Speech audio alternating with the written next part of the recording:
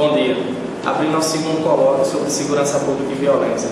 Queremos dar as boas-vindas à pesquisadora Lúcia Lemos Dias, nossa convidada atua no Núcleo de Cidadania e Direitos Humanos da Universidade Federal da Paraíba e integra a Comissão de Direitos Humanos desta universidade. Tem doutorado e mestrado em Serviço Social, com estudos na área de segurança pública e violência. Bom dia, professora, e obrigado por aceitar o convite para participar deste colóquio. Quais são os pontos essenciais para uma segurança pública eficiente?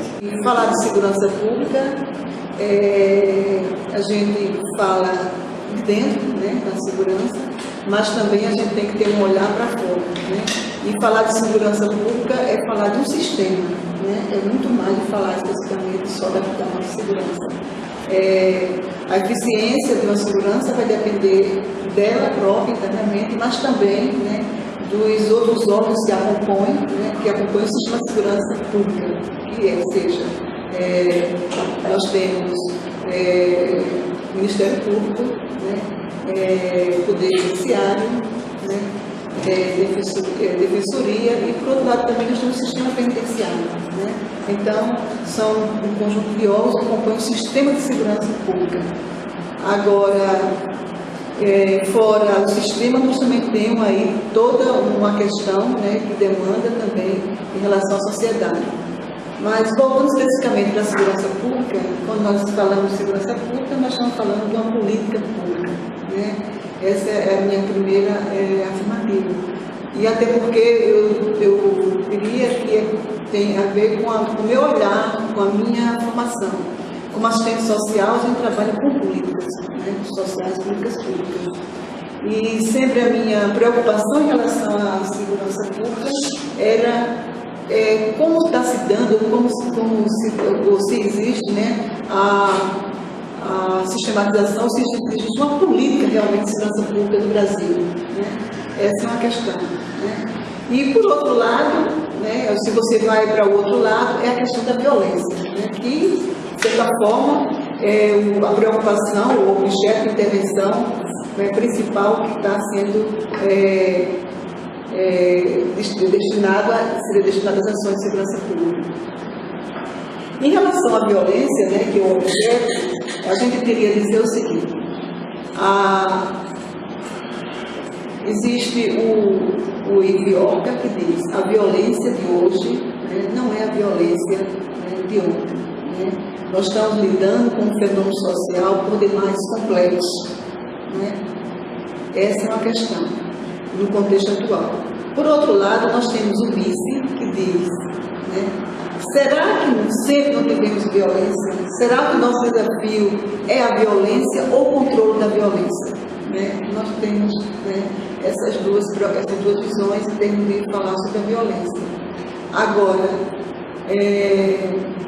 o que eu teria que dizer é que, e aí respondendo sua questão, dada a complexidade do problema posto na sociedade em relação à violência hoje, né, eu acho que o grande desafio e o que seria uma política eficiente de segurança pública seria uma política que conseguisse atender às exigências do direito à segurança de todos.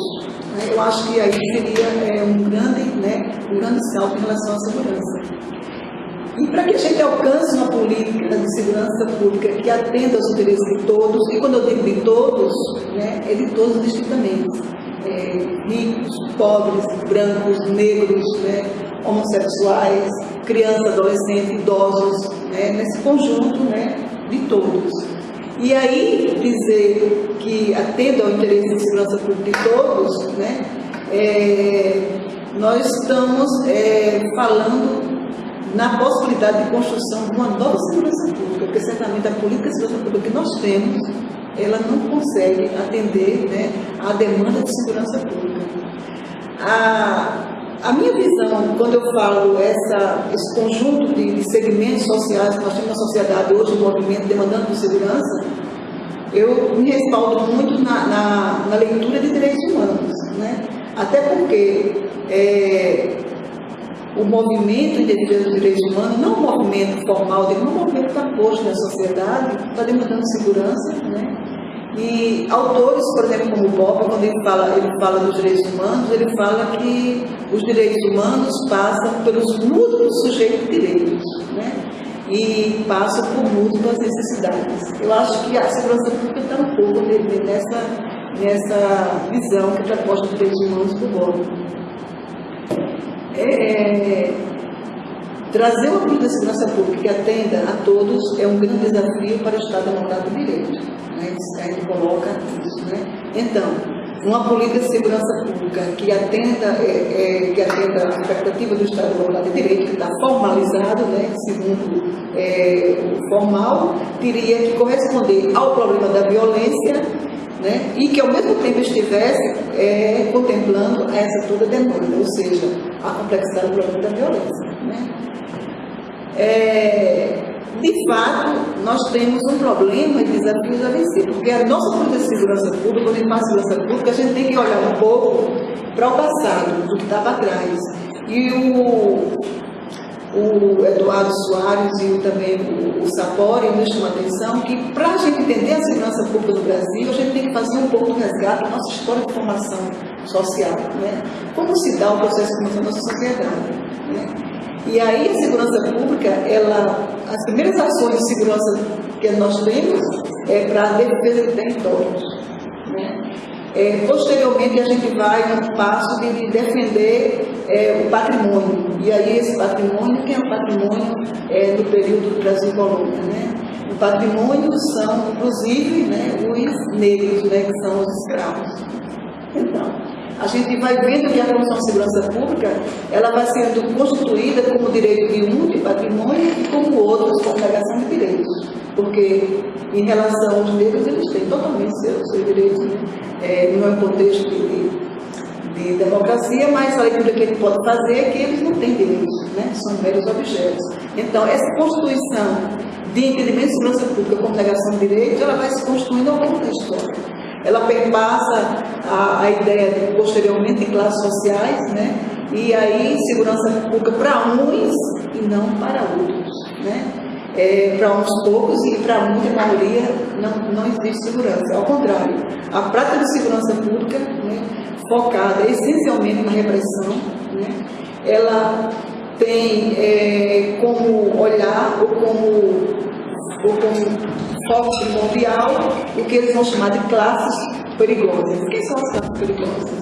São exatamente as classes sociais formadas, né, que vão se construir, os negros, os pobres, nessa população, né, que vão ser o alvo principal da segurança pública do Brasil. Isso ao longo da história, né? E a gente chega em 1988, né? Onde a segurança ainda é primordial é a segurança patrimonial, a prioridade é a segurança do patrimônio, né? E, como sempre, né, o alvo continua sendo, o alvo principal, né, seria esse, né, que já foi posto, e a segurança pública ela vai ter uma história ainda de resquício do período lá atrás, da ditadura militar, muito forte, né? A gente sabe que na ditadura militar, a segurança pública passou por um processo de recrudescimento da força. É muito importante que alguns autores sempre estão evidenciando que a segurança pública foi militarizada no período da ditadura. Mas a gente tem que ver que a militarização da segurança pública ela se dá desde o período da de Colônia, né? A história da militarização do Brasil é muito forte, né? E se você pegar as constituições do Brasil, né, a única que a segurança pública não vem sendo tratada no capítulo, na seção, né, de Forças Armadas, é de 88. Né? Então, até então, a segurança pública é tratada dentro da questão da segurança nacional. Ou seja, ela estava inserida dentro, né, dentro da parte que trata de segurança nacional, que as Forças Armadas, o Exército. Então, essa questão da militarização é um processo de longa história no Brasil da segurança pública. Agora, o que a gente percebe, né, e que estudo a gente pode verificar, é que o período de 1904, e aí nós tivemos um outro período que foi na ditadura Vargas também, que foi também a segurança pública foi um instrumento, né, a serviço, né, do Estado autoritário, né, que passa por esses dois momentos, a segurança pública de maior vinculação, né?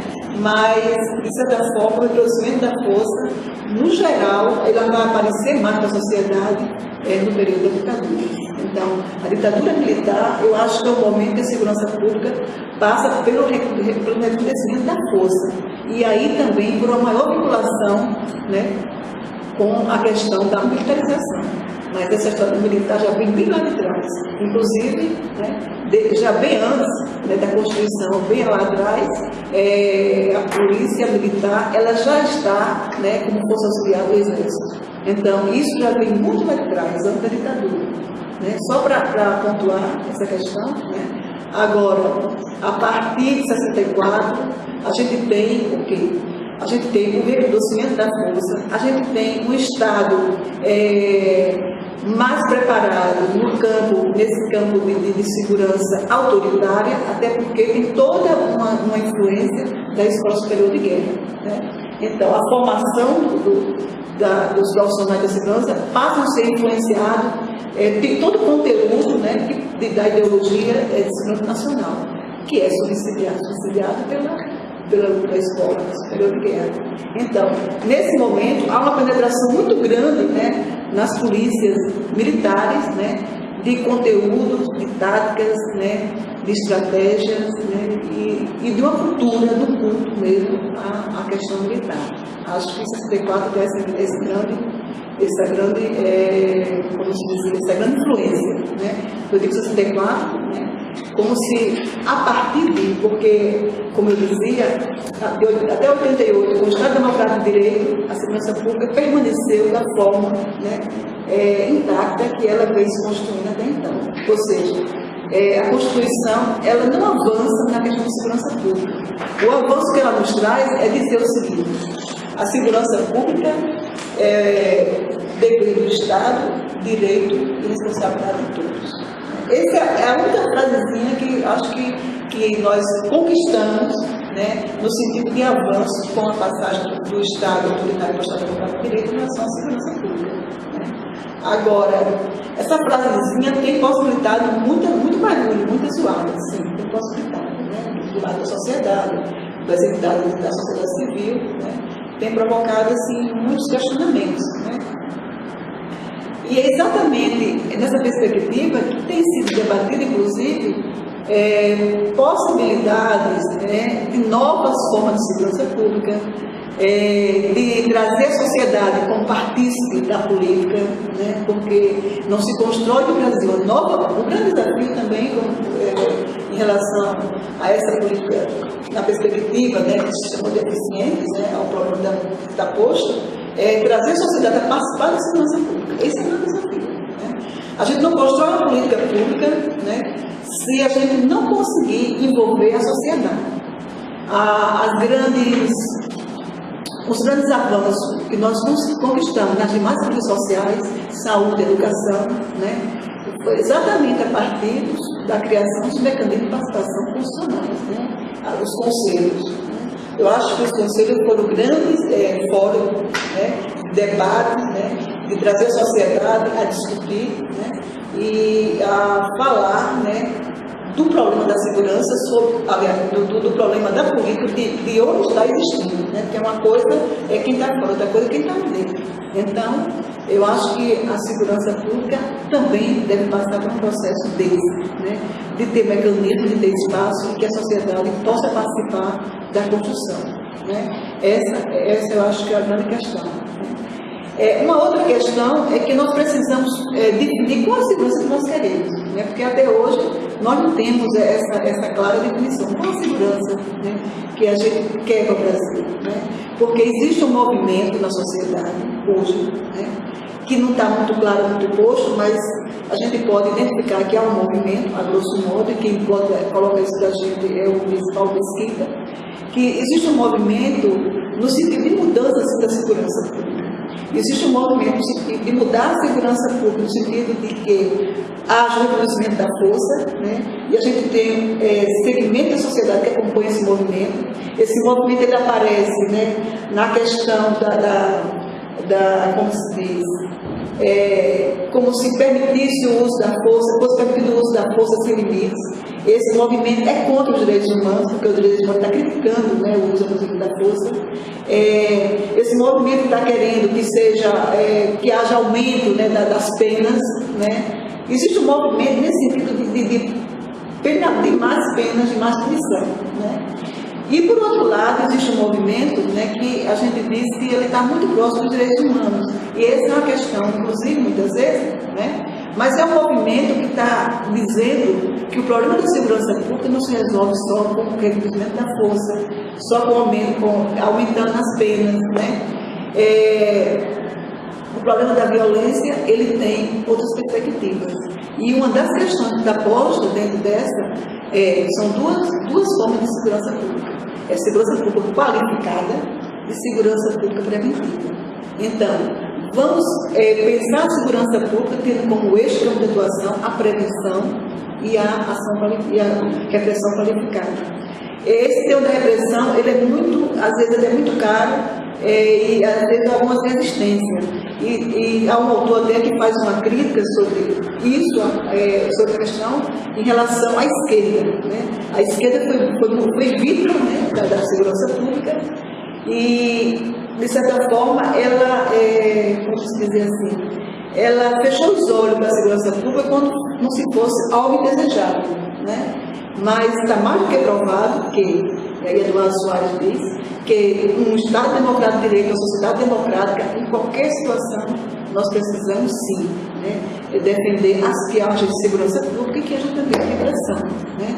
Mas a gente precisa avançar com relação à repressão, no sentido de que seja qualificada, e qualificar a repressão e segurança pública, pensar a segurança pública dentro dos parâmetros legais, né? Ou seja, pensar a segurança pública onde ele tenha como olhar a garantia de direitos do outro, mas que ele se balize a sua prática balizada também no respeito aos direitos, né?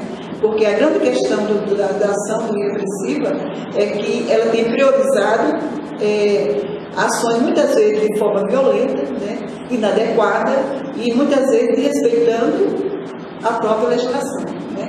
E não se pode tudo, né? Então, essa questão do limite, eu acho que é limite para todos, né? Desde o rei, né, até quem está lá na prática na frente. Então, essa é a questão da ação repressiva qualificada. O Coronel Cerqueira, que é uma figura assim, ilustre na segurança pública no Brasil, né, que ele contribuiu muito para o processo de discussão de democratização da segurança pública, foi morto, ele foi coronel, ele foi comandante geral da Polícia Militar do Rio de Janeiro, né? E ele foi do governo Brizola, e foi pioneiro na implantação de algumas experiências, inclusive de práticas preventivas de polícia comunitária no Rio de Janeiro. E ele nos deixou um legado muito grande, né, das suas escritas, com essa preocupação de que, e ele tinha, né, liberdade de falar que ele era coronel, dentro da corporação, tinha sido comandante do Cruzeiro da polícia, era um negro, ainda mais essa, né? Venceu muitas barreiras. E ele nos dizia que a ação da polícia tem que ser com base no limite da força, né? Então, existe um código, né, da própria ONU que determina, orienta o uso da força, como limitar o uso da força em outras situações. Então, ele defendia muito, né, ele tem uma publicação que fala exatamente sobre o uso cometido da força, né? E aí ele vai dar os passos, dar algumas técnicas em relação a isso. E é nesse sentido que a gente está vislumbrando a questão da repressão qualificada, dentro do parâmetro legal e com o uso, né, limitado da força. Por outro lado, eu disse que tem também a questão da prevenção. Então, esse movimento que eu dizia, que é um movimento do reduzimento da força, né, mas tem também um movimento que defende essa nova visão de segurança pública e que passa a questão dos direitos humanos. E, além da questão da repressão qualificada, é a prevenção. Está posto, né, já há um entendimento de que só a repressão não resolve a violência no Brasil. Está mais do que claro, né? Eu acho que o grande debate agora é ver essa questão da prevenção. E, infelizmente, né, ainda há uma grande dificuldade de se instituir incluir a prevenção nas instituições policiais do Brasil. Esse é um grande desafio, né? Mas pensar nessa ação do outro movimento que eu me associo a esse movimento, né? Nessa questão de que a segurança pública seja feita dessa forma, da perspectiva da prevenção e na questão da repressão qualificada. Então, isso são eixos de discussões, né? Por outro lado, eu dizia que a segurança pública, o problema é outro, a dimensão da complexidade é outra, o Ipioca nos disse que o problema hoje é outro, né? E isso está posto, né? As vítimas hoje são diferentes das vítimas de ontem, né?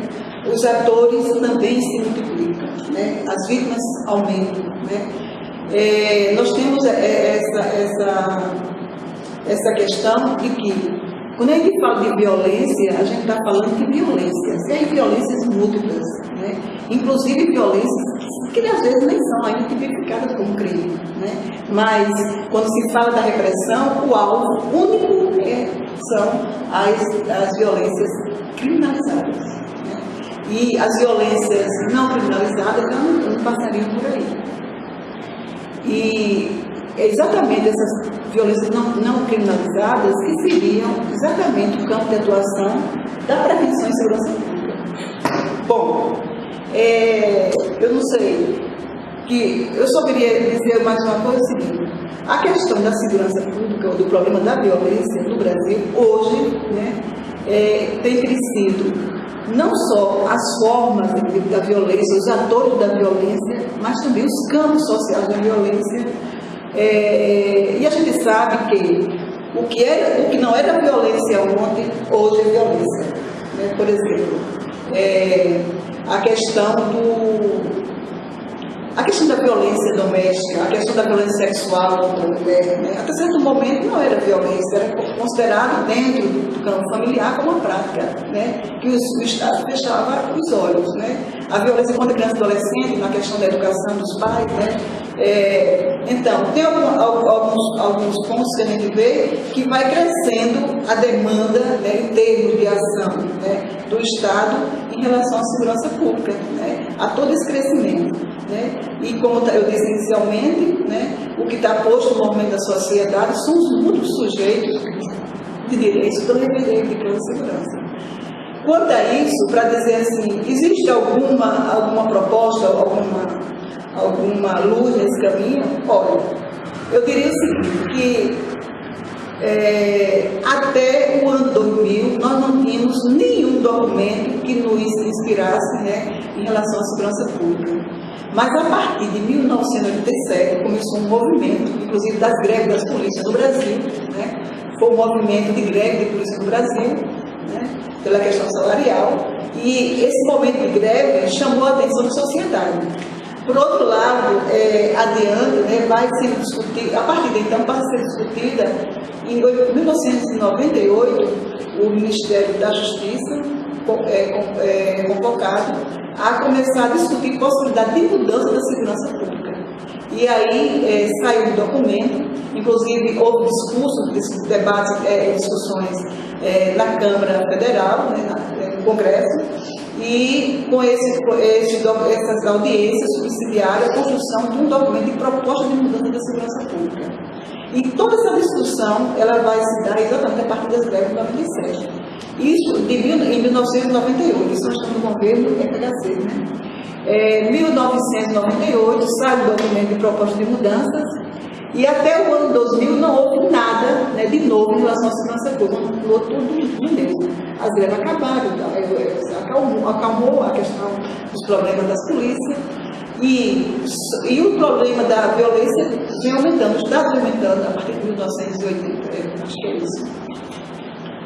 E o que acontece é que no ano 2000, né, é que nós vamos ter uma primeira resposta do governo, né, ao problema da segurança, que é o Plano Nacional de Segurança Pública do governo FHC. Né? O governo dele seria concluído no ano 2002 e no ano 2000 tem o primeiro plano de segurança pública. Né?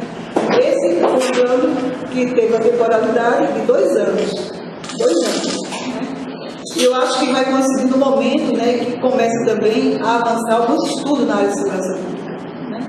começa a avançar, o clima que é tirado das instituições de ensino, né, começar a chegar o movimento da sociedade vai crescendo em termos de reivindicação. E, né, diante do problema que eclodiu, inclusive com aquela questão do ônibus 174, né, aquele problema foi que teve uma visibilidade pública, né, foi transmitido ao vivo, né, aquela questão do sequestro, né, em todo o Brasil, e aquilo foi assim, uma coisa que, como se dissesse, mexeu com os ânimos, com a emoção na sociedade como um todo. Né? E aquele momento, diante daquele fato, né, aí você veja o papel da mídia, né, nesse momento, né, porque criou o mesmo, né, o problema estava lá no Rio de Janeiro, mas parece que estava dentro da nossa casa, né, o problema é a questão da sensação de insegurança aumenta em todo o país, e aí começam os reclamos. Né? E aí no ano 2000, o governo da FHC lança exatamente em resposta a esse contexto, a esse problema, o Plano Nacional. Né? 2 anos de vigência do plano, né? Não avançou muito esse plano, né? Não teve muitos ganhos. Eu acho que os ganhos maiores que nós tivemos foi a questão do Fundo Nacional de Segurança Pública, né? Que até então não existia, que era uma forma de financiar alguma parte do plano que estava sendo proposto. E aí aos estados caberia apresentar propostas, né, planos ou projetos para conseguir recursos do governo federal. Então era como se fosse uma relação, principalmente de troca. Né? Os estados apresentariam planos ou projetos de capacitação, de profissionais, de polícia comunitária, alguma coisa nessa área, e o governo federal financiava. Eu acho que foi muito pouco, né, o alcance desse plano, também muito curto tempo, né? E aí em 2003 nós temos um novo Plano Nacional de Segurança Pública, que é o Plano Nacional de Segurança Pública, que parte inclusive do Instituto lá de Cidadania na época, que foi construído por estudiosos e por profissionais da segurança pública, que é o Plano Nacional de Segurança Pública do governo Lula. Né?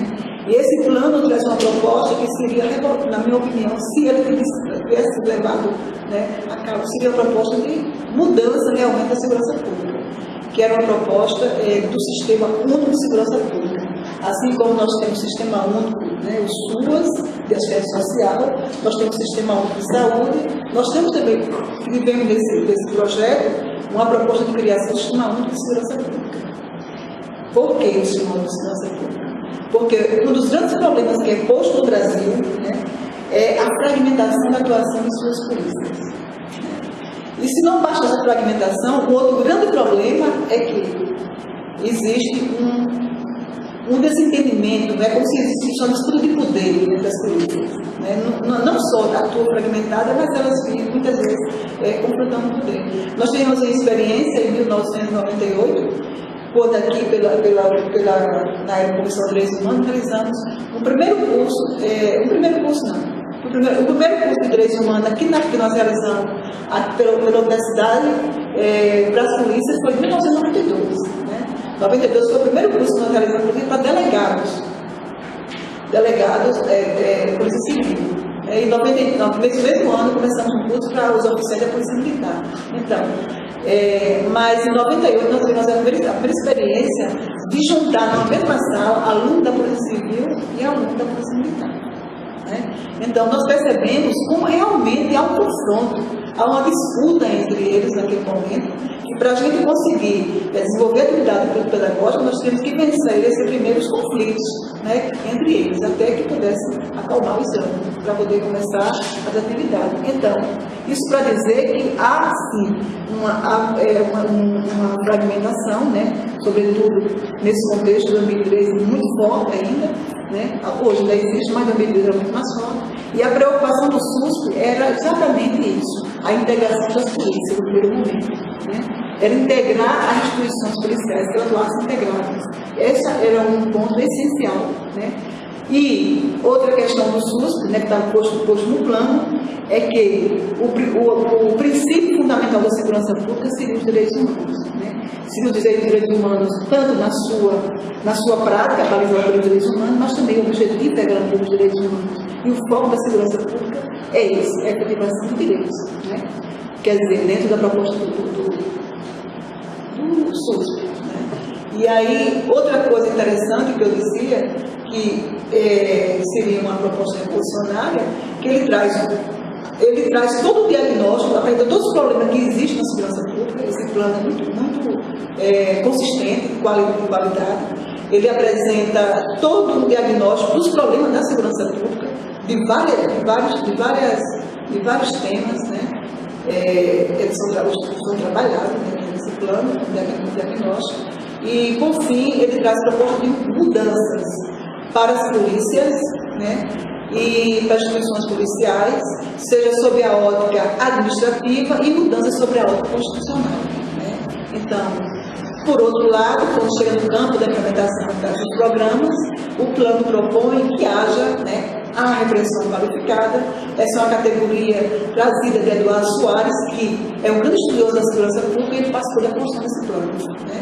E ele, claro, a repressão estava posta, qualificada, né? Defender a qualificação dos profissionais da segurança pública, a criação de um sistema de segurança pública de ensino, né? Que passe por um conteúdo mínimo comum, né? Das polícias, né?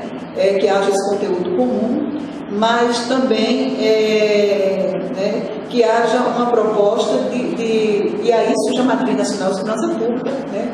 Em relação à formação para os profissionais de segurança pública vinculados a esse plano, né? Que é exatamente a preocupação da SENASP, porque eu esqueci de dizer, mas nós temos a Secretaria Nacional de Segurança Pública, né? Que seria o órgão que estaria conduzindo, né?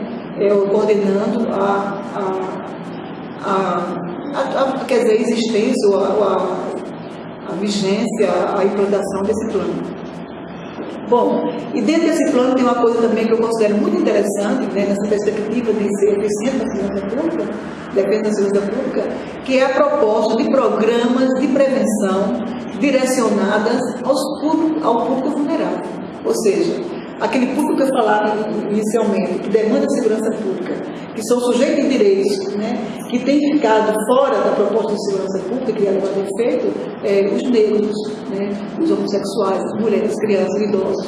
Então, a proposta do plano é que sejam criados programas de prevenção pontuais, ou seja, de acordo com a especificidade de cada segmento social e cada problema. Para cada programa que foi elaborado, claro que em cada localidade vai requerer os estudos da especificidade dos problemas locais, mas que esse público seja contemplado na sua necessidade, na sua especificidade. Né? Então, o Plano Nacional de Segurança Pública traz isso como proposta. Né?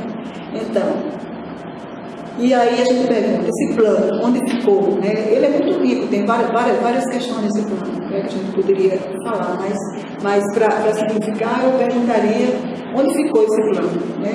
O Plano Nacional de Segurança Pública, em 2003, na época o ministro da Justiça, que era aquele grande advogado, que agora não sei o nome, Tomás Bastos, né, que estava na coordenação desse trabalho, né, ele botou o plano debaixo do braço e assumiu que iria, né, levar à frente esse plano. Quando Eduardo Soares também era da Secretaria de Segurança Pública. E o que acontece é que os estados são os convidados, né, a se incorporar no novo plano de segurança pública. Esse foi a primeira preocupação em relação à segurança pública do governo Lula. Já havia um plano, né, que passou a ser discutido, debatido. Não é um plano também que não tenha críticas, a gente tem críticas ao plano, né, até pela forma que ele chega aos estados, pela forma que ele foi elaborado, quer dizer, sem a participação da sociedade, sem envolver o contingente das instituições, quer dizer, tem uma série, né, de questões, né, que a gente deve fazer. Eu fiz, no meu estudo, eu envolvi a questão como esse plano chegou, né, a alguns profissionais de segurança pública, e a gente pôde perceber que havia um grande desconhecimento da existência do plano. Né? E, por outro lado, o próprio Tribunal de Contas da União também, na questão, fez uma avaliação, e foi um percentual muito grande de profissionais de policiais, militares e funcionários civis que não conheciam esse plano. Bem, isso para dizer que os estados foram incorporados a esse plano, e a Paraíba também foi incorporada. nós aqui na Paraíba fomos incorporados. E a condição para ser incorporado era para que tivesse acesso a recursos financeiros do Fundo Nacional de Segurança Pública. E outra exigência é que todos os estados a se incorporarem apresentassem um plano de segurança pública estadual, com base nesse plano que tinha sido construído, apresentado como proposta nacional. E a Paraíba apresentou um plano em 2003, que teria vigência até 2006. E exatamente esse plano, eu fui fazer um estudo para ver até onde ele teria contribuído, ou avançado em relação na resposta à segurança pública. E aí a gente viu que existiam muitas barreiras, muita dificuldade, e esse plano não saiu do papel, o plano da Paraíba. E certamente o Programa Nacional, o Sistema Único de Segurança Pública também enfrentou e enfrenta ainda grandes barreiras. Grandes barreiras, grandes dificuldades. Até hoje nós não tivemos a regulamentação desse plano. Diante da resistência, em 2007 foi criada uma nova proposta, que foi o PRONAS, que também já seria uma forma de operacionalizar propostas mais concretas em relação já ao SUS, que é exatamente essa perspectiva. Eu digo o seguinte, que essa perspectiva que vocês faz de uma segurança pública, os pontos essenciais para uma segurança pública, eu acho que nós temos muitos desafios, muitos. Você veja que a proposta que existiu, ela não avançou, ela ainda está muito limitada na sua execução, e eu diria que, essencialmente, nós temos que rever paradigmas, nós temos que saber qual paradigma nós temos de segurança pública enquanto sociedade. Nós temos que pensar nos atores da segurança pública. Nós temos problemas também de violação de direitos humanos profissionais da segurança pública. Essa é uma queixa muito grande, a gente tem recebido também. Profissionais de segurança pública têm também direitos violados, muitas vezes pela própria instituição.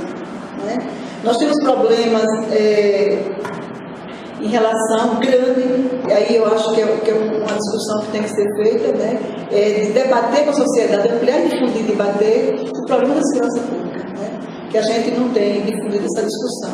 Eu acho que é um desafio, inclusive, da universidade, uma discussão de ampliar e difundir essa discussão sobre segurança pública na sociedade, porque enquanto a sociedade não se apropriar da segurança pública, a exemplo da demanda política, eu acho que nós vamos ter muitos desafios, muita dificuldade para chegar à construção de uma segurança pública que seja considerada mais ou menos condizente com o problema e complexidade da violência.